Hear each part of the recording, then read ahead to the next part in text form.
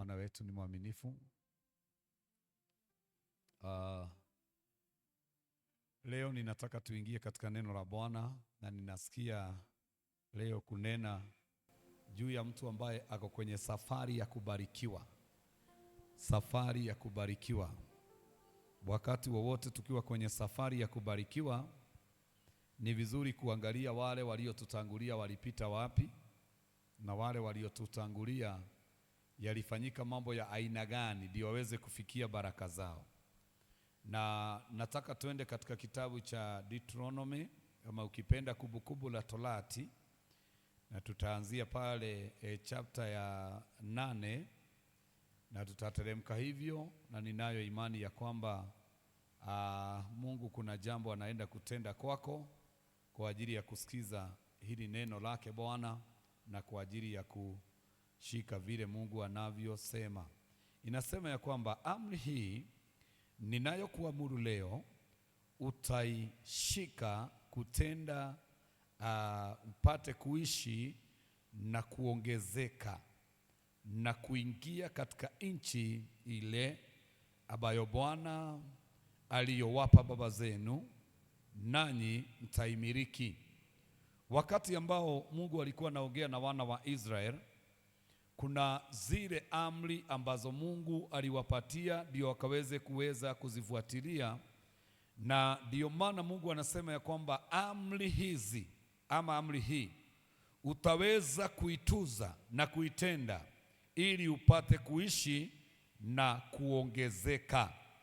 Jambo la kwanza, mtu anaposhika amri ya Mungu na anapoifuata amri ile ama sheria ya Mungu, unapoishika na kukaa kama vile Mungu anavyosema na kutenda kama vile Mungu anavyosema, nataka nikuambia kwamba lazima Mungu atakubariki na lazima utaweza kuingia katika ushindi wako, katika baraka zako, na jambo lingine utaweza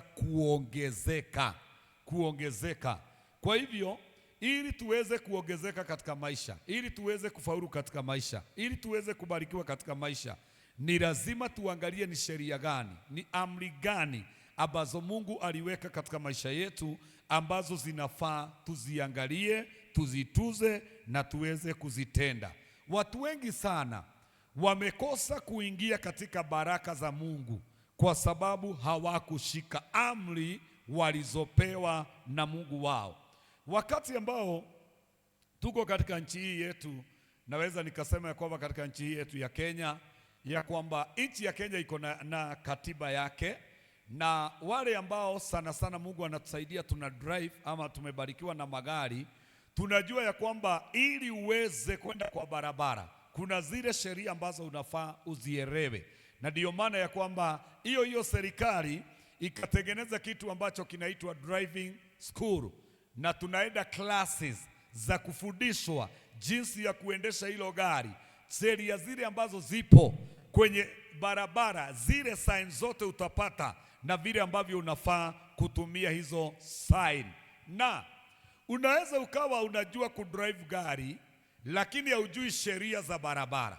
Unaweza ukawa unajua kudrive gari lakini hujui zile signs na maana ya zile signs ambazo zimewekwa kwenye ile barabara. Na kwa hivyo utapata ya kwamba hata kama unaweza kugurumisha gari na kwenda, kuna mambo yatakutatiza, kwa maana kuna mambo ambayo haujui. But kama unajua, unaweza ukaenda popote, na sio katika nchi yetu tu ya Kenya, lakini katika dunia nzima. Zile sheria na zile signs ndizo utapata, na utakapozipata na uzifuatilie, safari yako itakuwa salama. Hivyo ndivyo katika safari ya mbinguni. Ukitaka kuona mema na ukitaka kufanikiwa, Bible inasema ama Mungu anasema lazima ushike zile sheria zake. Haya, tuendelee na hiyo verse namba 2. Inasema ya kwamba ati utaingia katika nchi ile ambayo Bwana aliyapia baba zako ama baba zenu ya kwamba mtaimiliki. Kwa nini Mungu aliyapia baba zetu nchi na hawakuzimiliki? Ni kwa sababu hawakutenda kama vile Mungu alivyo waamuru wafanye. Biblia inasema ya kwamba shingo zao zilikuwa gumu Ni watu ambao Mungu akiwaambia waangalie pande hii ama wageuke, wanataka kusikia vile Mungu anavyosema, na kwa sababu ya hilo jambo nao wakawa watu ambao hawakuweza kutimiziwa agano ama kutimiziwa yale mambo Mungu alikuwa amewaahidi ya kwamba ataweza kuyatenda. Na mimi nataka niseme ya kwamba siku ya leo watu wale ambao walitutangulia, labda kuna mambo mengi sana Mungu alikuwa anataka kuyafanya katika familia zetu, katika wazazi wetu, lakini hawakuweza kukaa na Mungu vile ambavyo Mungu alikuwa anataka. Na kwa hivyo wale watu wakamiss kile kitu, wakamiss ile baraka, wakakosa ile baraka. Lakini wewe ukikaa vizuri na Bwana, Mungu atakupa kile alichowaahidi na atakupatia pia kile amekuahidi. Kwa hivyo unaweza ukawa na baraka double ama portion, ama trip, kwa sababu umekaa vizuri na Bwana. Praise the name of the Lord. Kwa hivyo ningetaka niseme ya kwamba hawa wana wa Israeli, baba zao walipoahidiwa hawakukaa vizuri na Mungu, na ndio maana ahadi zile Mungu sasa anaahidi watoto wao ya kwamba nyinyi mkikaa vizuri, baba zenu hawakukaa vizuri, ndio maana walimiss baraka yangu, lakini nyinyi mkikaa vizuri, hizi baraka nitawapatia, na chochote nilichowaahidi sijapeana bado kiko.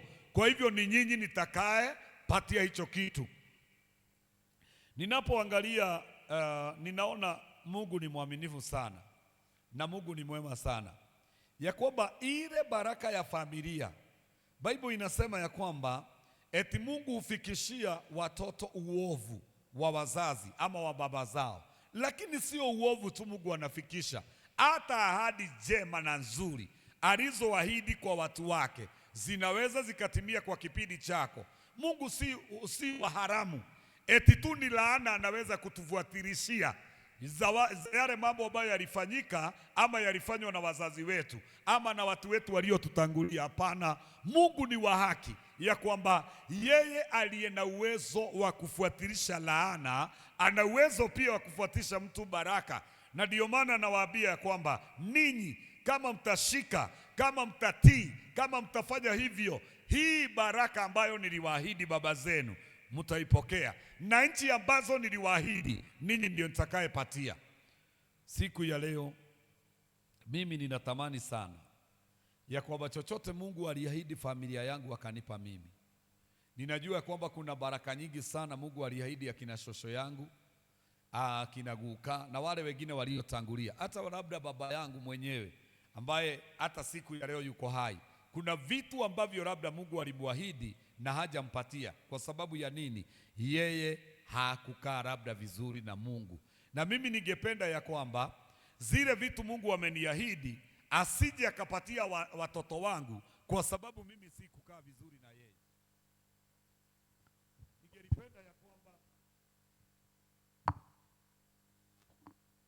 Ningelipenda ya kwamba kile Mungu alichoniahidi mimi nikakipokea mimi mwenyewe, na kile aliahidi watoto wangu na wao wakakipokee, lakini wasije wakapewa zangu, kwa sababu mimi si kukaa vizuri na Bwana. Kama kuna kitu nimetamani katika maisha, ni mimi nikae vizuri na Mungu, ili chochote ambacho Mungu ameniahidi akaweze kunipatia. Nawe ningetaka nikuambie, kaa vizuri na Mungu, ili chochote ambacho Mungu ameahidi katika maisha yako akaweze kukupatia, asije akakipeleka mpaka kwenye kizazi chako.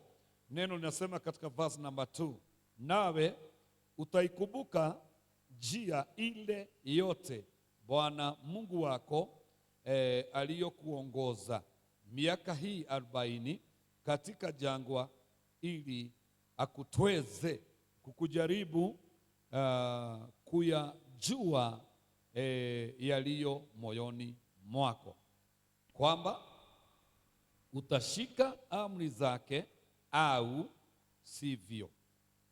Hili ni jambo lingine nzuri sana katika maisha, ya kwamba kumbe kila mtu aliye kwenye safari ya kwenda kwenye baraka lazima apitie kwenye wilderness. Na Biblia inasema ya kwamba utakumbuka ile njia yote niliyokupitishia kwenye jangwa, utakumbuka hiyo njia na uone yale mambo yote yaliyofanyika wakati ambao mimi nilikuwa ninauangalia moyo wako. Kwa hivyo kabla Mungu hajakubariki, atakupitishia kwenye jangwa, ndio aone kana kwamba utaweza kumtii, utaweza kushika amri zake, hata wakati ambao mambo yamekaa yakiwa mazito. Praise the name of the Lord. Wakati ambao tuna uzito wa mambo, ndio Mungu anajua sisi ni akina nani. Wakati ambao tunapitia kwenye hali gumu, ndio Mungu anajua sisi ni akina nani. Kwa hivyo wana wa Israeli kabla hawajafika kwenye nchi hii ya ahadi, Mungu aliwapitisha kwenye jangwa, na anasema ya kwamba nawe utaikumbuka njia ile yote Bwana Mungu wako aliyokuongoza miaka hii 40 katika jangwa, ili akunyenyekeze. Kwa hivyo kitu kingine Mungu anaangalia katika maisha yetu ni kuondoa roho ya kiburi, kutunyenyekesha, yani kuondoa roho ya madigo, maroho ya kujiona, maroho ya kujigamba, anaondoa yote. Unakuwa mtu ambaye anamtumainia Bwana kwa kila jambo, na anasema ya kwamba kukujaribu kuyajua yaliyo moyoni mwako, kwamba utashika amri zake au sivyo. Kwenye jangwa ndiko mtu anafanyiga maamuzi. Huu ni kwa mundu atuagira matua. Na huku kwenye hii jangwa ndiko Mungu walikosana na wana wa Israeli. Hawa mabamba walikosania huku kwenye jangwa, kwa sababu walipopata njaa, walipopata kiu, kuliko wamtegemee Mungu awapeae maji, awasaidiae kuondoa ile kiu yao, Mungu ambaye aliye na uwezo wa kuwasibisha, wao walilalamika, wakaanza kuteta, wakaona Mungu si mzuri, wakaona ya kwamba Mungu hajui kile anafanya, waliongea mambo ambayo hayakumpendeza Mungu. Na kwa hivyo Mungu akasema ya kwamba na nyinyi hamtafika kule. Kwa hivyo chunga sana katika jangwa yako, maneno unayozungumza, mawazo unayowawaza, vile unavyonena, vile mnavyoongea na watu, kwa sababu hiyo ndio itaamua kana kwamba utafika kule ambako Mungu anataka ufike. Jambo lingine ni kushika. Mungu anasema aone kama utashika hizo sheria zake ama amri zake au sivyo. Wakati ambao tuko kwenye jangwa, huko ndiko mtu anapoteza amri za Mungu. Unaona ya kwamba hapana, hii jangwa sitagoja tena. Na nikipeana mfano, nilikuwa ninaangalia katika Genesis 15 vile Mungu alivyoongea na Ibrahimu. Aliongea na Ibrahimu vizuri sana, chapter 15 ya Genesis, ukienda uangalie.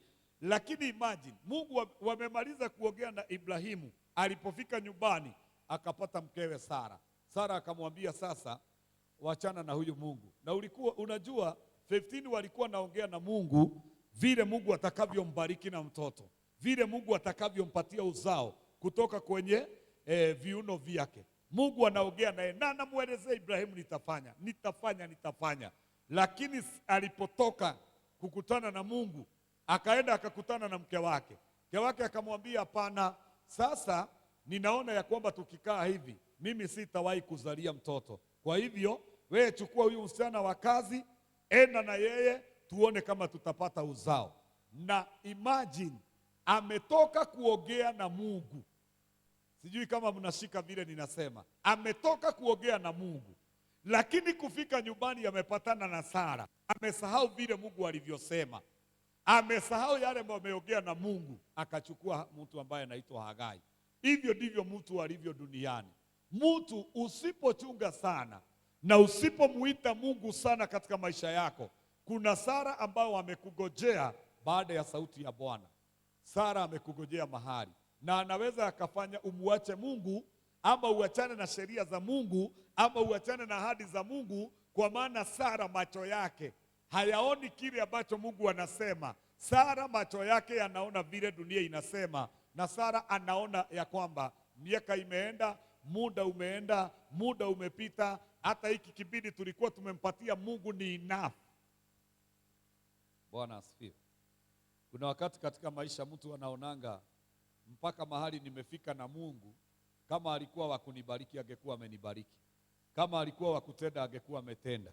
Na wakati huo unafikiria vile ambavyo utafanya, bado safari yako na Mungu, Mungu alikuwa anataka iendelee, alikuwa anatarajia iendelee. Kwa hivyo Mungu anaangalia sana vile ambavyo utakavyofanya katika maisha yako wakati ambao uko kwenye jangwa. Ibrahimu wakati aliingia kwenye jangwa yake ya kugojea Mungu ampeleke kwenye ahadi.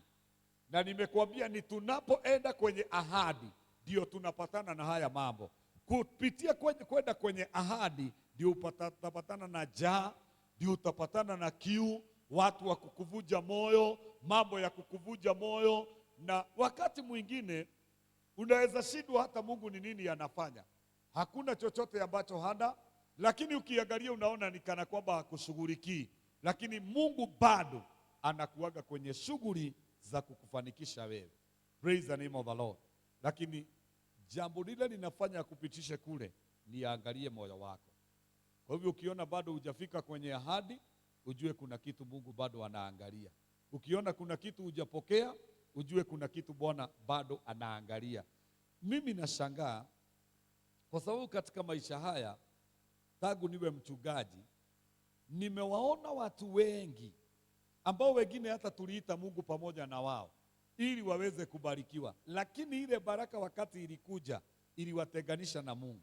Unaona ya kwamba sasa huyo mtu hana haja tena na maombi, hana haja tena na morning glory, haja tena na kwenda fellowship. Yeye ako sawa kwa sababu si yako na kile alikuwa anahitaji. Na unasahau ya kwamba Mungu aliyekupatia kile kitu anaweza akawithdraw. Praise the name of the Lord. Juzi Mungu alinitokea akaniambia kwamba hebu waambie watu wangu ile njia waliopita wakifika hapo wao ndio wamesahau, mimi sijaisahau. I know very well kale kajia ambako walipita ndio waweze kufika mahali walipo. Kwa hivyo ninaweza nikawateremsha nikawarudisha mpaka mahali walitoka. Hilo jambo linishangaza sana. Na wakati nilikuwa ninafikiria hivyo, mtu mwingine rafiki yangu akanipigia simu na akaniambia kwamba Mungu alimwambia kwamba mimi ninaweza nikakubomoa na nibaki nikiwa Mungu.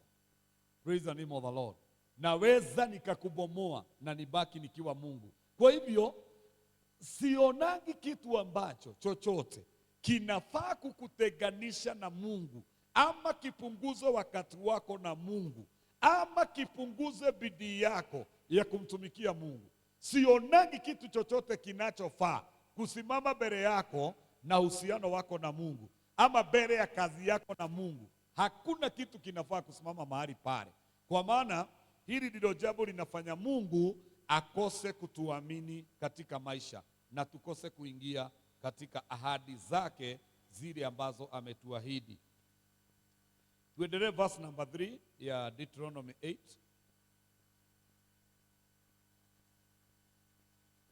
Kwa hivyo kuna mambo Mungu alizuilia kule jangwani uwe nayo, ndio aone kana kwamba utaweza kushika amri zake.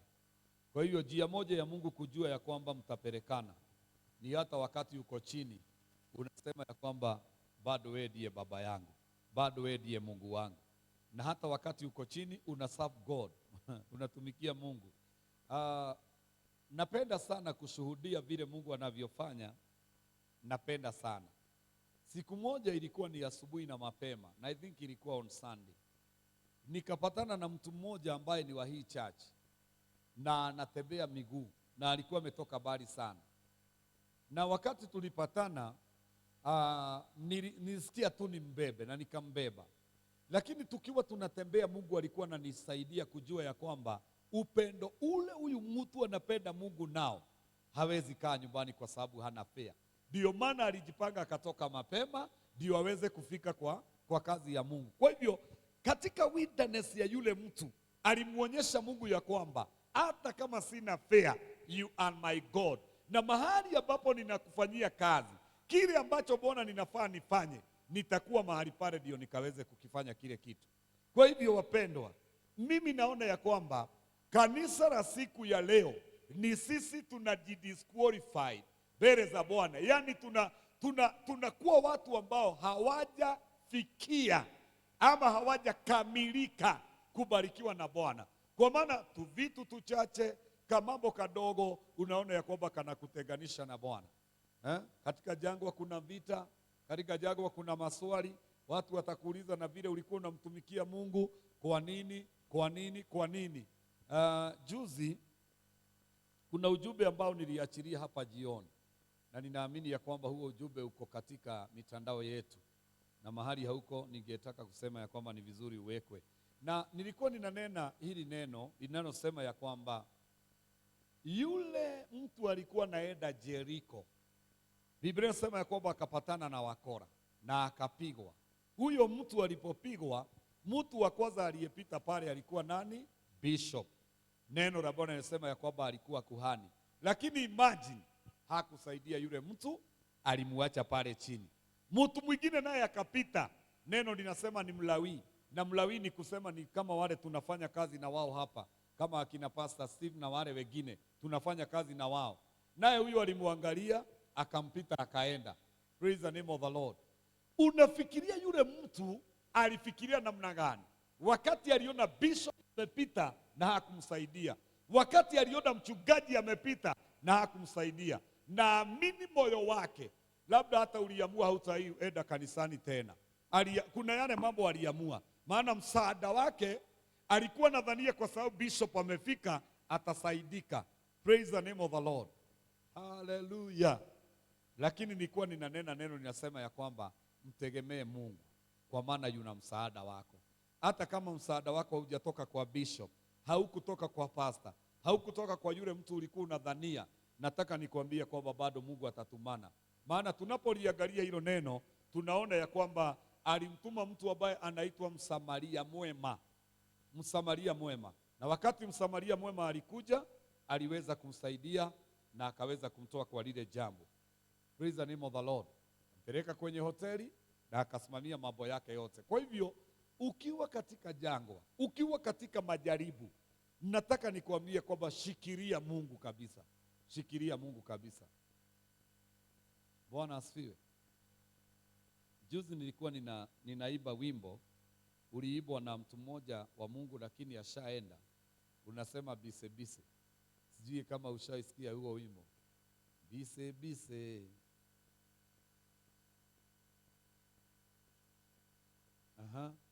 Make sure na wewe bise walia na Ngai na orene Ngai aguconorithie. Praise the name of the Lord. Ni vigumu sana utorokee kwa Mungu akuaibishe. Ndivyo huyo mtu anasema. Kwa hivyo mimi langu siku ya leo ni kukuambia kwamba ili ufike kwenye baraka yako kuna jangwa. Praise the name of the Lord. Kwina kaweru kugerera. Utanakinya kirathimo-ini giaku, kwina kaweru kugerera.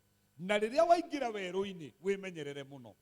Tondu andu aingi ari ugucemania nao ni akubreak ngoro yaku na gukuria ciuria. We uturaga utungataga Ngai, we nduraga nyona gugithie nyumba-ini ya Ngai, we uturaga urutaga kwa Ngai, we unafanya hivi na watu watakuchallenge, watakudiscourage my friend, watakudiscourage. Lakini katika kukudiscourage kwako, wewe ji-encourage. Praise the name of the Lord. Jitie nguvu na ujue kwamba hii ni jangwa tu, najua nitatokea pande ile nyingine. Mwathani arogocwo. Praise the name of the Lord.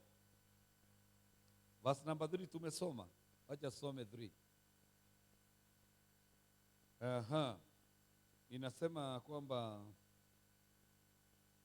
verse number 3 ndio hii.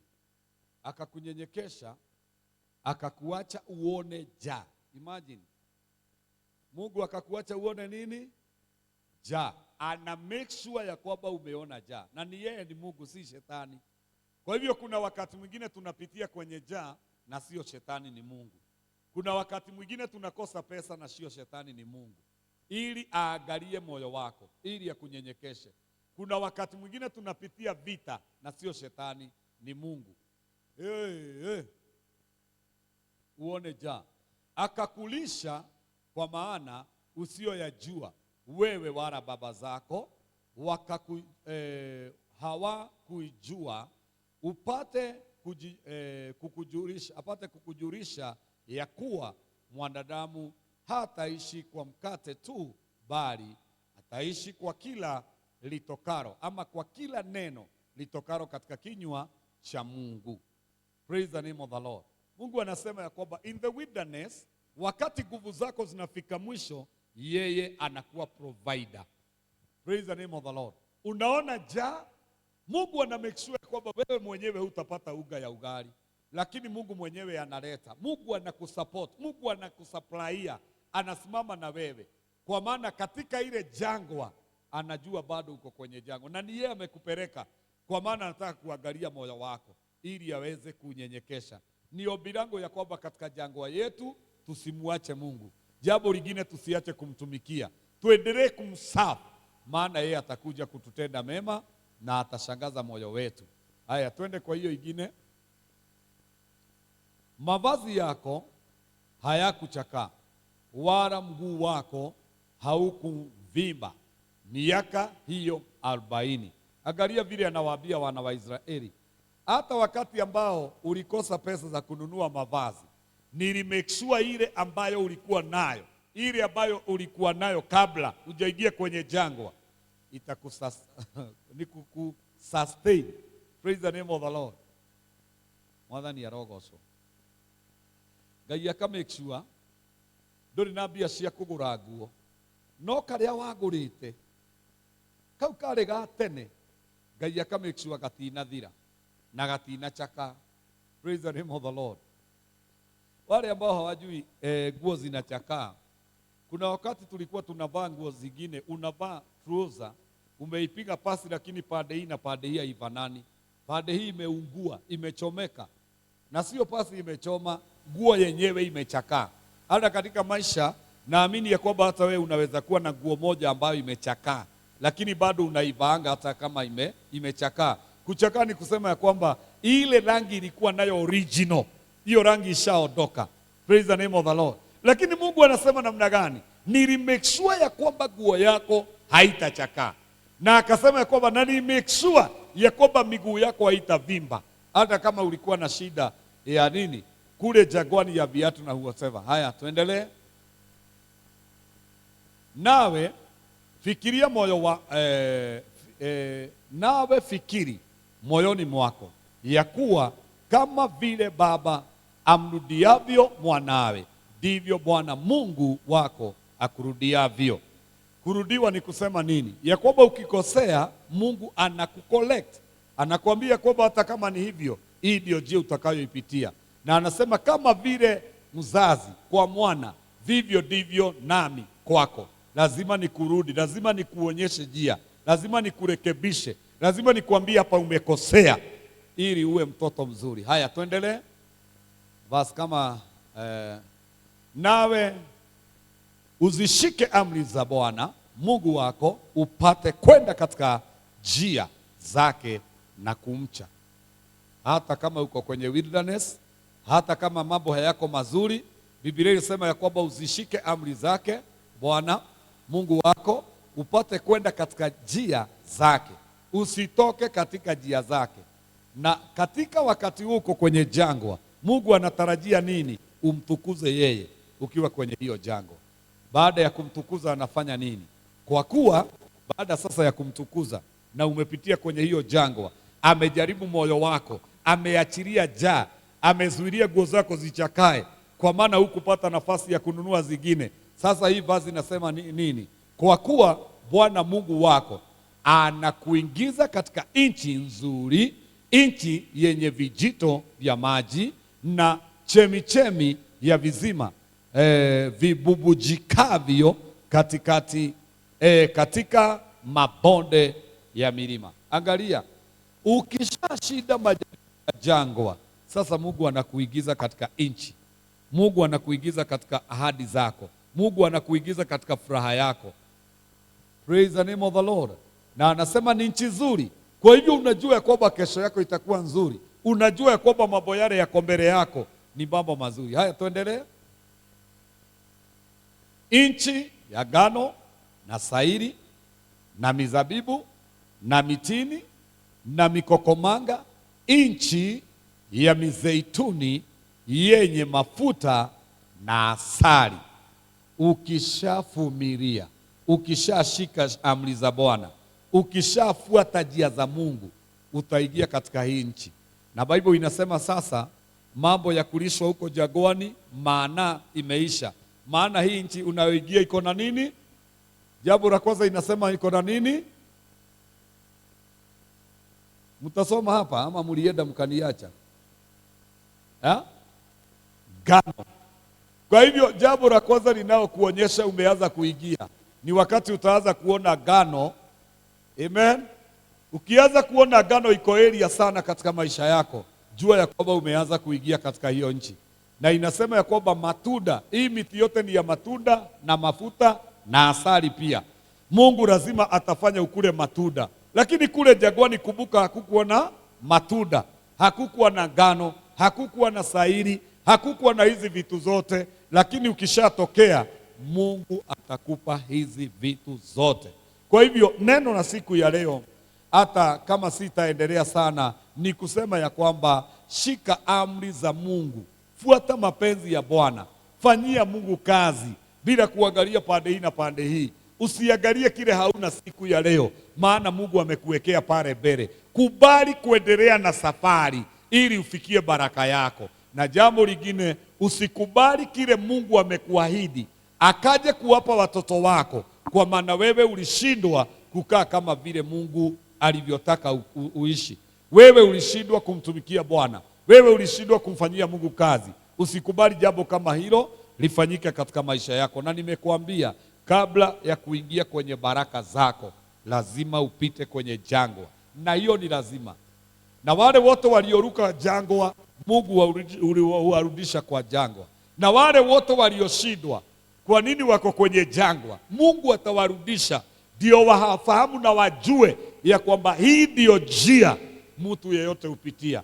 Kwa hivyo kuteremuka ama kushuka katika maisha sio kusema ya kwamba ni shetani. Wakati mwingine Mungu atakuingiza kwenye jangwa ndio aweze kukuvukisha na ufike ng'ambo ile nyingine. Inamisha uso wako, ujiombee, mwambie Bwana akusaidie katika jangwa yako. Usimkosee na usimuache, usiweze kuharibu uhusiano wake na yeye. Usiache sheria zake, uzishike siku zote za maisha yako.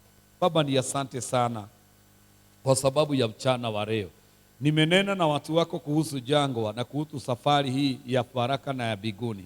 Bwana wa biguni, naomba ya kwamba kila mmoja ukamsaidie, ukamwezeshe Bwana akiwa kwenye jangwa yake, asije Bwana akakusahau, asikose Bwana kukuabudu, asikose Bwana kukuinua, lakini katika jangwa yake akusifu na akuinue na akuabudu, akijua ya kwamba safari yake lazima Bwana wa biguni itafikia kwenye malengo ya baraka na ushindi wako Bwana katika maisha. Bwana wa biguni, nakushukuru kwa sababu wewe ni mwaminifu na ahadi zako ni kweli na amina. Umetuambia ahadi ulizoahidi baba zetu wakakosa kutenda kulingana na mapenzi yako, bado una hizo ahadi, bado una hizo baraka. Nasi tunaomba ya kwamba Mungu ukaziachilie kwa wakati wetu, kwa maana wewe umeaminika sana. Hakuna Mungu mwingine aliye na nguvu na uwezo kama wewe. Ninaomba mchana wa leo, huyu mama, huyu kijana, huyu mzee akaweze kufikia ahadi zako, akaweze kubarikiwa. Naye shetani muongo ambaye utuvunja mioyo na utuonyeshe ya kwamba haiwezekani, akaweze kujua ya kwamba neno lako litatupatia ushindi katika jina la Yesu Kristo. Bwana wa mabwana, umesema mwanadamu hataishi tu kwa mkate, bali ataishi kwa neno litokalo kwenye kinywa chako. Hilo neno ndilo tunalitaka, hilo neno ndilo tutatufuatilia, hilo neno ndilo tutalishika, hilo neno Bwana ndilo Baba wa mbinguni tunalihitaji. Baba, wabariki watu wako, watende mema, kwa sababu umeaminika sana. Asante Bwana, na ni kwa jina la Yesu tumeomba na kuamini. Amen. Mungu awabariki na aweze kuwatenda mema. Pastor Steve, kuja umalize ibada. God bless you.